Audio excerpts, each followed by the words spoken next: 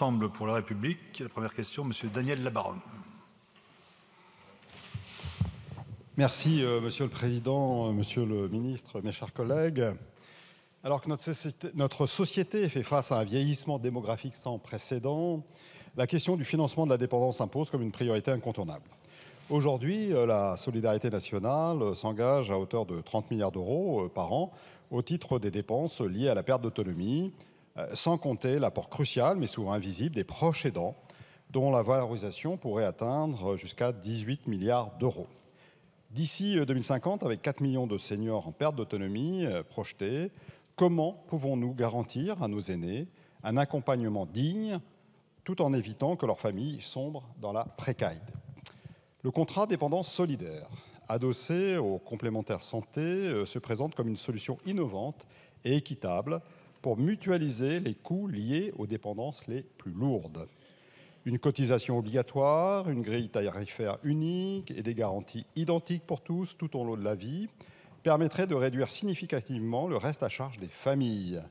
Cette proposition que j'ai portée à l'occasion de l'examen du PLFSS dans cet hémicycle a bénéficié d'un large consensus parmi les acteurs du secteur réunis au sein du comité consultatif du secteur financier.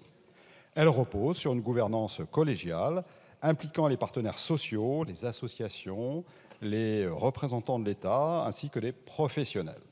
Sa gestion technique serait assurée conjointement par les assureurs et les mutuelles. Cependant, sa mise en œuvre nécessite une volonté politique forte. Aussi, face à l'urgence, quelle appréciation, Monsieur le Ministre, portez-vous à l'égard du contrat dépendance solidaire? Je vous remercie. Merci, Monsieur Labaronne. Monsieur le Ministre, en réponse. Merci, Monsieur le Président. Merci, Monsieur le député. Effectivement, on revient sur la question du financement que j'évoquais tout à l'heure et notamment qui trouvera toute sa place dans la prochaine conférence nationale de l'autonomie. Mais s'agissant de votre proposition, c'est vrai que sur cet enjeu donc, de responsabilité individuelle, donc j'ai bien en tête la proposition du comité consultatif du secteur financier. Je sais que vous êtes attentif à leurs travaux donc pour un adossement de la prise en charge donc de la perte d'autonomie au contrat de complémentaire santé précisément.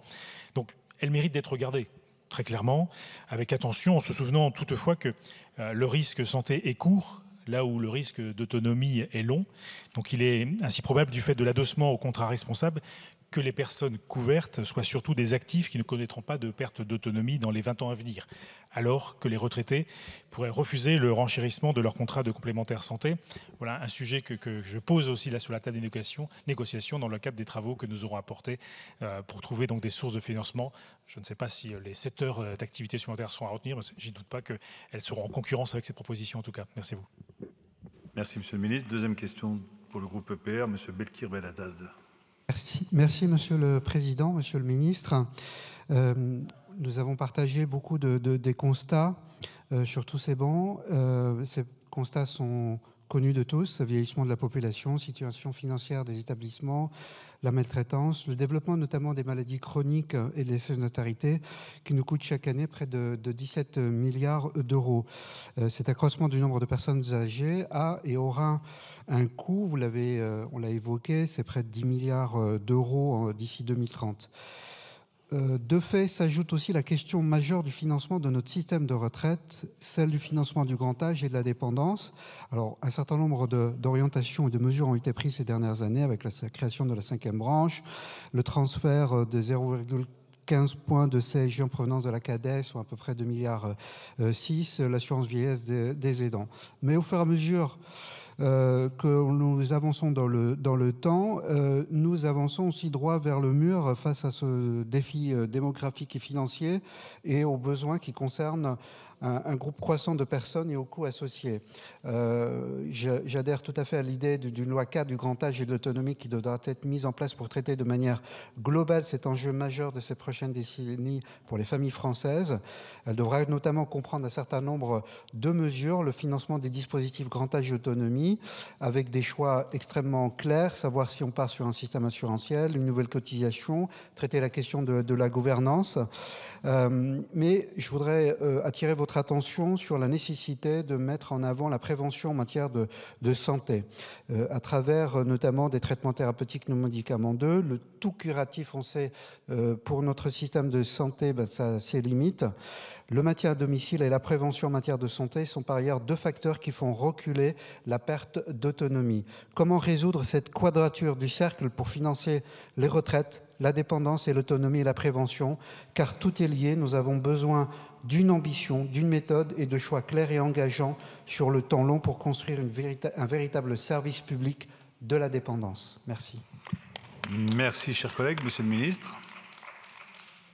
Merci, Président. Merci, Monsieur le député. Alors, moi, je connais tout particulièrement votre approche de la prévention et je l'encourage. D'ailleurs, je vais me permettre de rappeler ce que j'évoquais tout à l'heure sur la nouvelle enquête autonomie ménage de l'adresse qui nous a appris que l'espérance de vie sans perte d'autonomie a augmenté donc entre 2015 et 2022 de 0,8 années pour les femmes et de 0,5 ans pour les hommes, tandis que l'espérance de vie totale est globalement stable, ce qui nous encourage finalement à continuer sur nos politiques de prévention. Il vaut mieux anticiper qu'avoir à guérir, c'est ce que vous pointiez du doigt et connaissant votre engagement sur ces questions, bien évidemment, j'y souscris. Ce que vous appelez également vos voeux, on l'a évoqué tout à l'heure sur les questions donc, de financement, donc je pense que je ne vais pas faire une redite, mais le Conseil national autonomie qu'on proposera donc l'année prochaine aura à se pencher sur ces différentes options qui seront à notre main et je tiens très fortement à associer les parlementaires donc, à ces travaux-là. Il y a aussi une question de la transformation de l'offre. Alors il y a le domiciliaire, vous l'avez dit aussi. Moi, ce que j'interroge les habitants, finalement, tout le monde veut rester dans son logement, mais lorsque je pose la question, est-ce que votre logement pourra être adapté?